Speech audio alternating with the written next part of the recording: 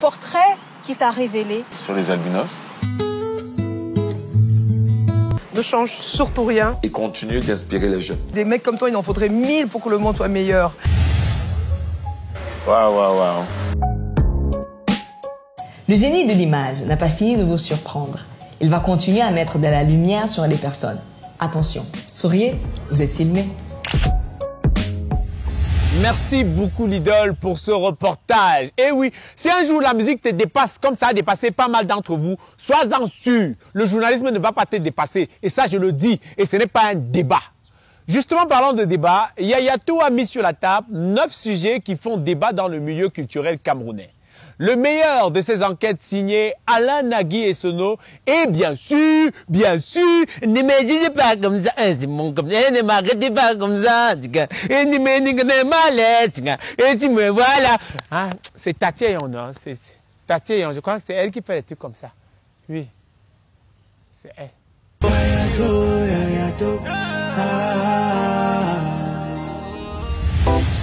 Quel bonheur de regarder un bon clip ou d'écouter une chanson camerounaise plaisante. Quel plaisir incommensurable de regarder un bon film. Je le jure. Je le jure. Quel plaisir pour les yeux de regarder une Miss consacrée au concours de beauté national.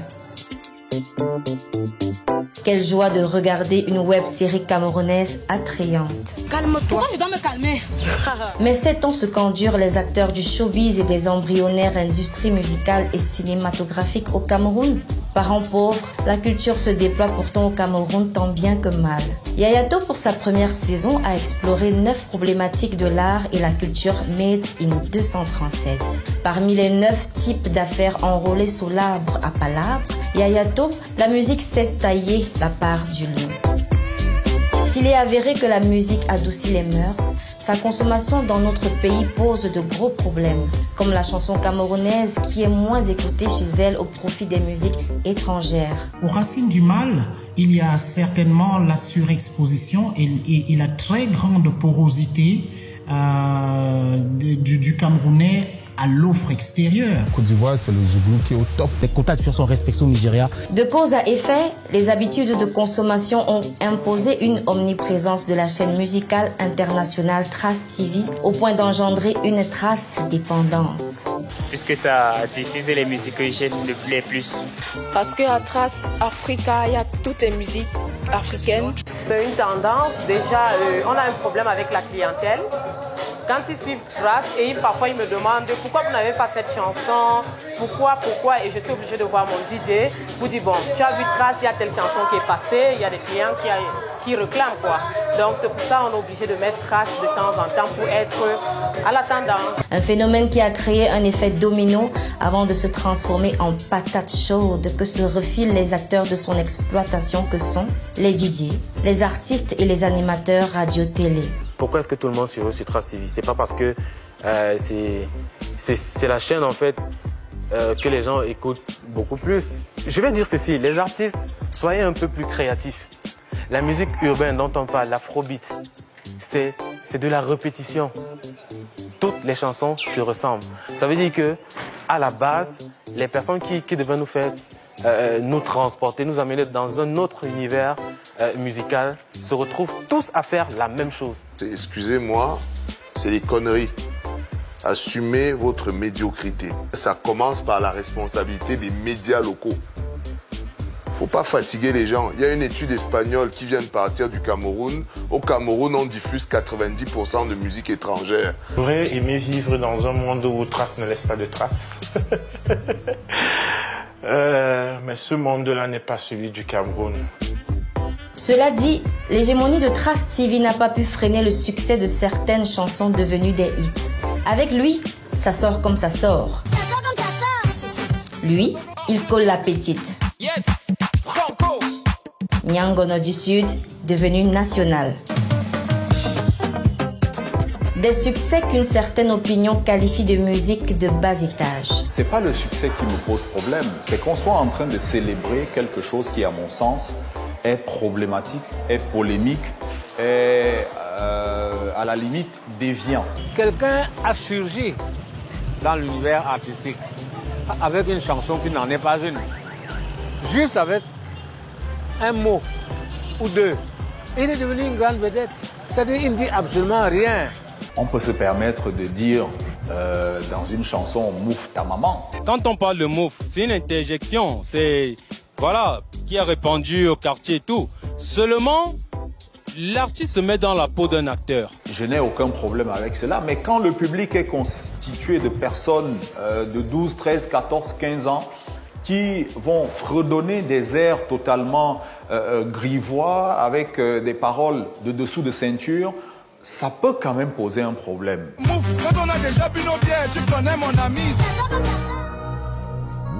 Cette envie de vouloir faire entendre sa voix n'est certainement pas un passe-droit pour certains, mais un gagne-pain pour les artistes qui éprouvent toujours d'énormes difficultés à vivre de leur art. C'est quand je sors du Cameroun que j'essaie de faire quelque chose. Je me débrouille pour les spectacles. J'ai des petits contrats de gauche à droite. Des fiertés du Cameroun, voici Marthe Zambo. L'artiste ne vit pas son art au Cameroun. Tu peux faire mal, ils sont contents. Tu peux faire bien, surtout quand tu fais bien, tu es le malvenu. Le couple présidentiel m'a aidé il y a quelques mois, mais ça ne finit pas. Ça n'a pas l'air de diminuer. Vous voyez que j'ai maigri. Il est impossible pour un artiste au Cameroun de vivre de la musique. On a fait les répartitions. Non, président, tu sais qui t'a insulté la dernière fois? Moi, j'ai vu son poste là. Ok, 25 000. Ça, c'est la répartition. Ça, c'est une répartition de droits d'auteur. Ça, c'est une connerie, ça. C'est même une insulte à des créateurs des œuvres artistiques. C'est insultant. Et viens voir les travailleurs, c'est eux qu'il faut pour prendre ces 25 000 francs. Tu vas laisser 2 ou 3 000 en semaine, donc tu vas avoir 22 000. Et tu prends maintenant le taxi que tu as pris pour venir, et maintenant tu as un 20 000. Et puis, tu sais au quartier, on sait que tu as touché l'argent. Mais tu rentres, les gens te montrent, et voilà, 25 000.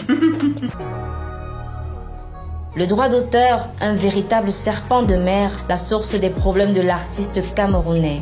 Dans cet océan d'amertume, il existe une nouvelle catégorie pleine de ressources qui réussit à tirer son épingle du jeu. On oublie souvent à certains moments qu'on doit faire un plan de retraite. Il y a le plan de retraite dans tous les corps de métier et il y a le plan de retraite dans la musique aussi. Je pense que c'est peut-être la faute à la personne qui n'a pas pensé à l'après Starmania. C'est comme si on dit à un fonctionnaire qui a fini de travailler qu'il ne peut pas avoir sa retraite. C'est dans cette situation-là que ces mamans se retrouvent.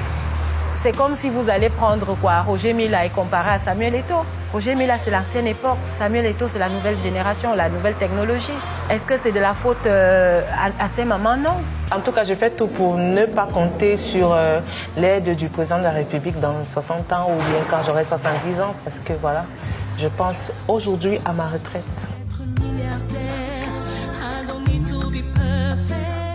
Je vis particulièrement des revenus que ma musique me rapporte en streaming sur les plateformes, des spectacles, de certains contrats publicitaires. Pour pouvoir générer des sous, il faut utiliser la distribution digitale de la musique. Il faut vendre la musique à travers des partenariats multiformes, comme par exemple dans le cinéma, travailler avec des entreprises pour pouvoir vendre des artistes pour qu'ils puissent être ambassadeurs des marques. Nous avons appris des erreurs de certains aînés et on est encore entré dans des écoles spécialisées pour mieux s'outiller et mieux conseiller la jeune génération pour pas que demain aussi ce scénario puisse se reproduire. Je pense qu'on est sur la bonne voie. On a la chance de tourner. On a la chance d'être dans les sociétés des Blancs qui nous payent les droits d'auteur. On a la chance d'avoir les comptes YouTube qui sont monétisés. Ces causes et effets ne sont pas le seul apanage de l'art musical. Le 7e art camerounais, bien que vivant, mais à des années-lumière comparé à ce qui se fait au Nigeria voisin, draine aussi ses mots et ses acteurs ont des mots pour décrire et surtout décrier cette situation. Je pense qu'on peut faire dans la quantité, mais tout en essayant de faire des œuvres de bonne facture. Les gars font des films, il y a des productions, Maintenant, c'est au niveau aussi de la qualité. La qualité n'est pas tout à fait ce qu'on pense.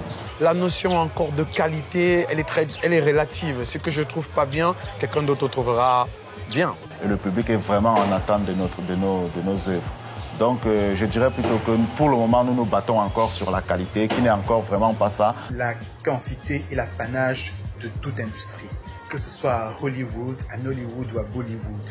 Et pour toute personne qui recherche la qualité la trouve, y compris dans le cinéma camerounais. Je ne m'inquiète pas trop pour la qualité, parce qu'il n'y a qu'un idiot pour faire 10 films complètement moches, quoi. C'est pas possible. Et vous voyez des gens, on voit comment des gens ont commencé, et après on se rend compte comment ils évoluent. Franchement, ce serait mentir que de dire que les choses n'évoluent pas, quoi. Quand on fait du cinéma, on ne le fait pas simplement pour le Cameroun, on le fait pour le monde entier.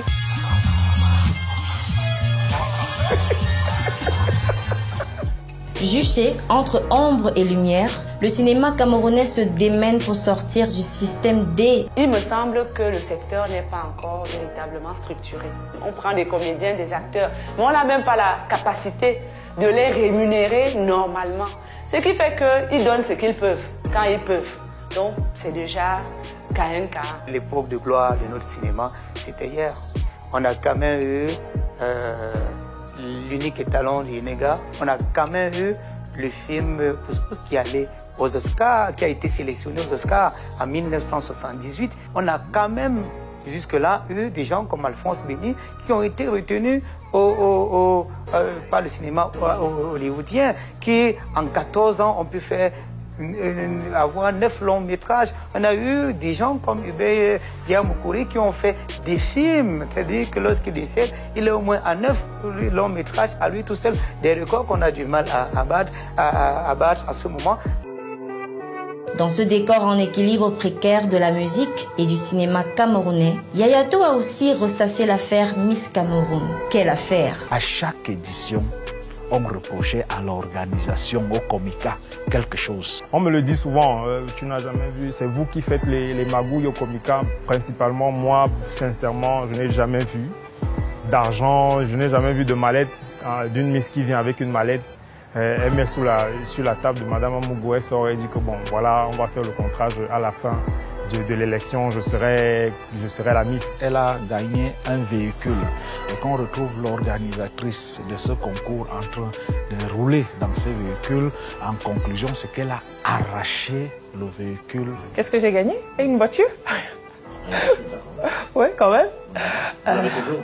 Oui, je l'ai toujours. Elle est à Yaoundé. Elle est chez ma soeur. C'est votre voiture, c'est pas la voiture du Comica? Non, c'est ma voiture. Au-delà de tout, il faut féliciter l'organisatrice de Miss Cameroun d'avoir pris le courage de le faire. La compétition Miss Cameroun sera encore plus belle et aura, on l'espère, de beaux jours devant elle. Comme ce nouveau phénomène des web-séries Made in Cameroun. Je dis à mon petit frère, maintenant ici on ce domaine-là. Sortons nos vidéos comme on les a toujours sorties depuis 2007. Mais raccourcissons-les, ça dit sortons en 3, 4, 5 minutes au lieu de sortir les 30 minutes comme on faisait. Et maintenant balançons-les sur le net. Je me sentais un peu à l'étroit parce que je n'avais pas de matériel pour faire des vidéos. Du coup, je commençais à faire des petites délires avec mon téléphone que je postais sur mon Facebook. Et puis j'ai découvert YouTube. Ce que nous génère nos contenus. On a d'abord la monétisation sur YouTube. On a maintenant les placements de produits dans nos contenus. On peut minimum mensuel. On est dans un minimum mensuel de 400 000. Un minimum mensuel. Et puis un maximum, parfois si on est dans les 1 200 000, 1 500 000. Parfois, il y a des mois où je me retrouve avec 1 500 000. 1 500 000. Il y a des mois où ça va plus. Sans vous mentir, ça rapporte assez. Déjà d'abord, le plus gros salaire même déjà, c'est une costaude visibilité.